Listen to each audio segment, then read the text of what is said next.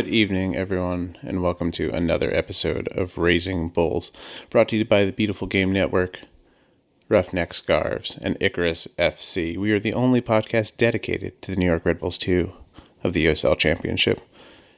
We're almost back at a point where maybe we're going to get some games this year for USL. We'll see. Everybody is returning to training. MLS is already announcing that they're coming back very soon. And things are kicking into gear.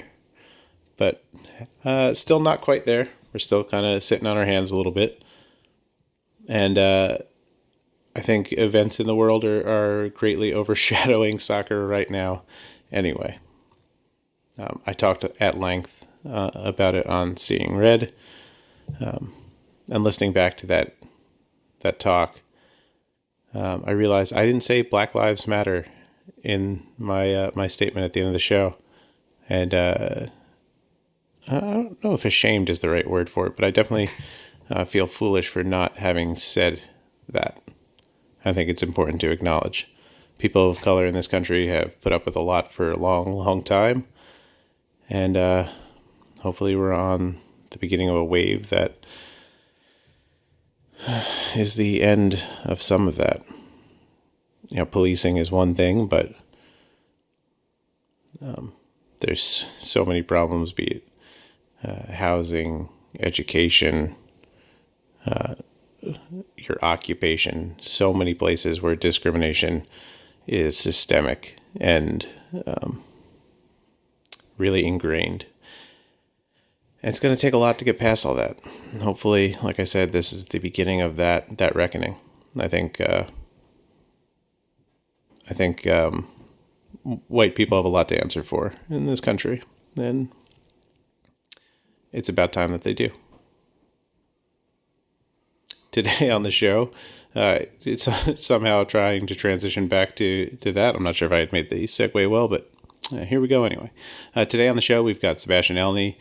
We recorded this last week, and we touch a little bit on the protests and Black Lives Matter.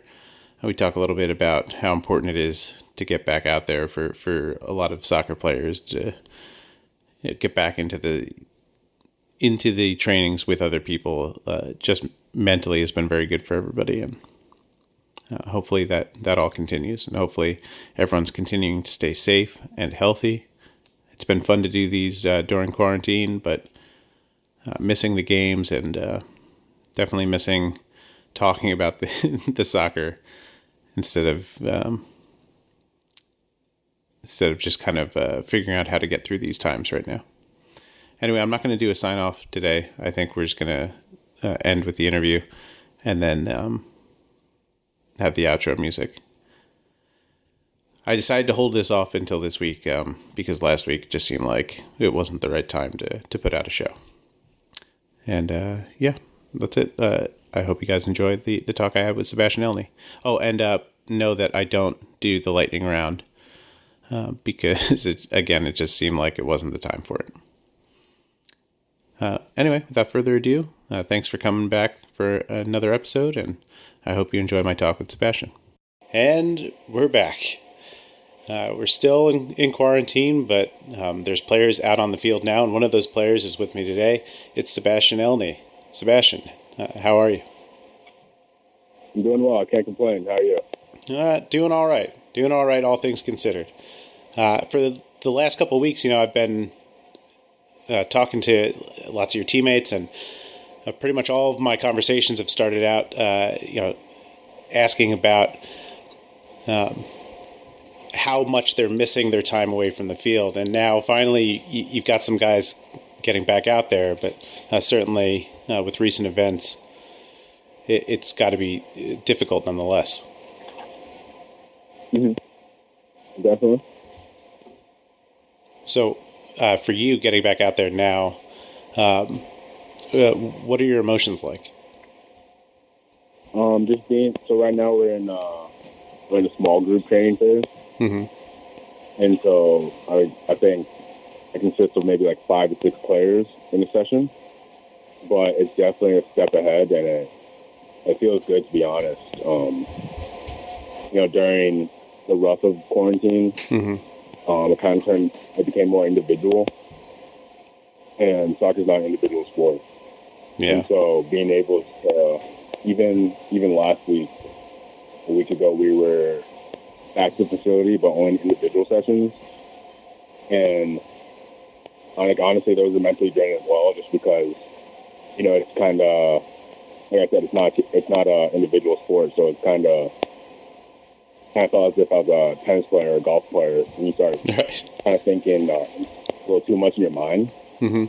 But this past week, getting back into groups and seeing the guys and being able to do rondos and 4v1s and whatnot, it definitely had that feeling of raw soccer back, I'd say. What's the mood like overall in the groups that you've been in? So the mood, sorry? Yeah.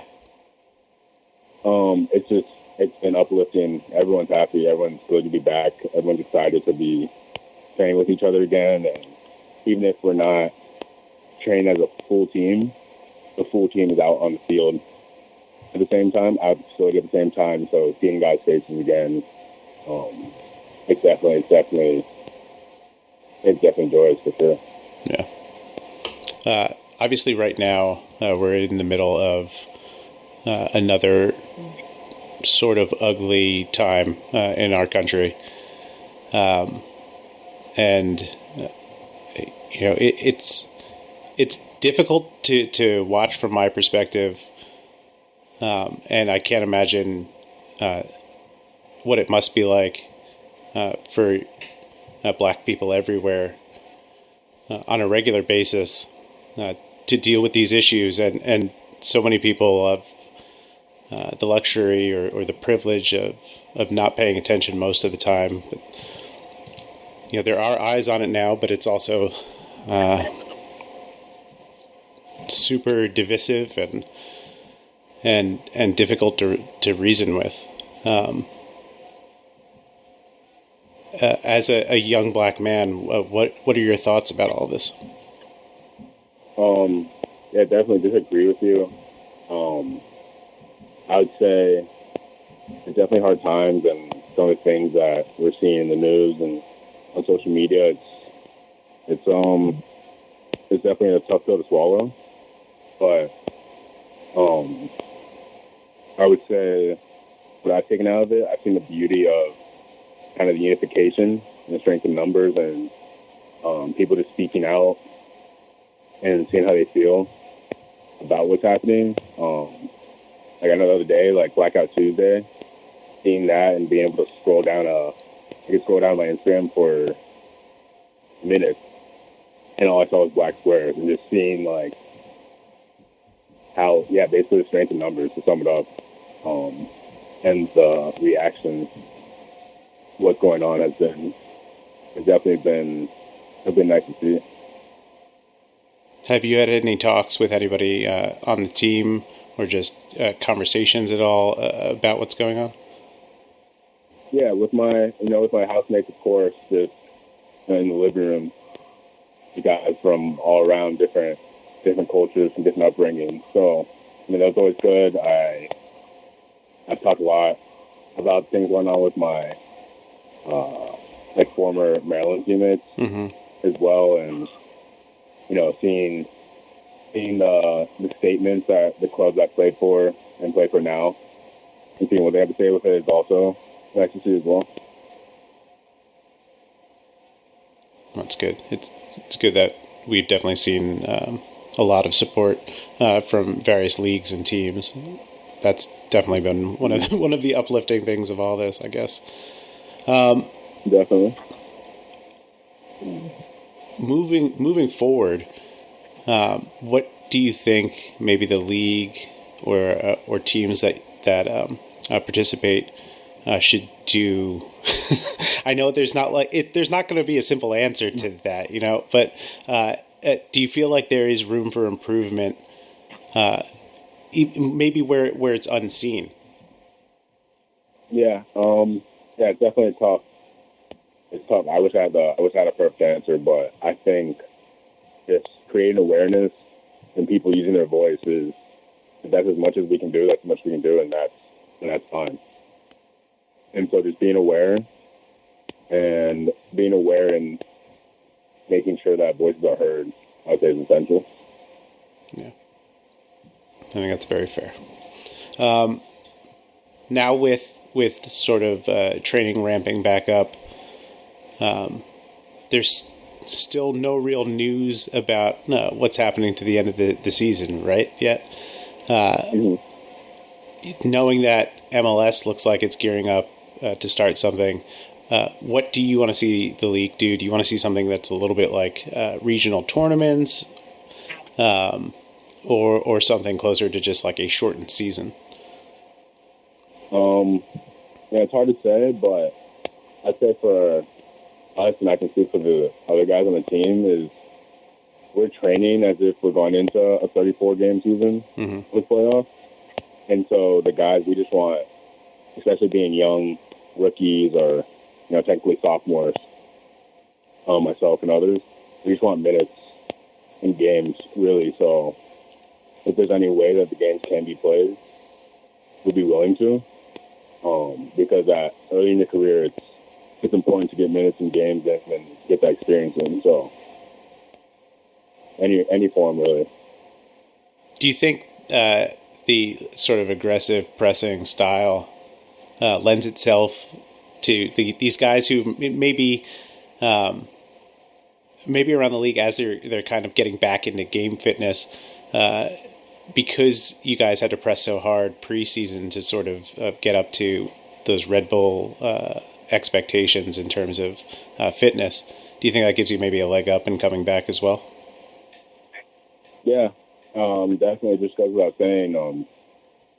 I mean, I'd say I'm the fittest I've ever been in my life, which goes a lot to say with what just happened. So coming back into it, we're excited. We're excited to, get ahead and start the press and keep the press high. Mm-hmm. Fair. Sebastian, before I let you go, normally I would do the lightning round, but like I said, I feel like maybe now is not the time for lighthearted kind of questions. But I'll make sure that I touch base at some point in the future to get the poll question for the year.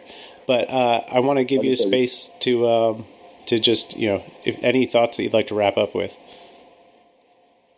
I was just gonna say, we can definitely do it another time. Yeah. Just to wrap up with, I would just say, to anyone listening, like the support during this crazy time in terms of what's happening in our country and with COVID-19, try to stay positive, look at the positive things, and eventually we're all going to get out of it.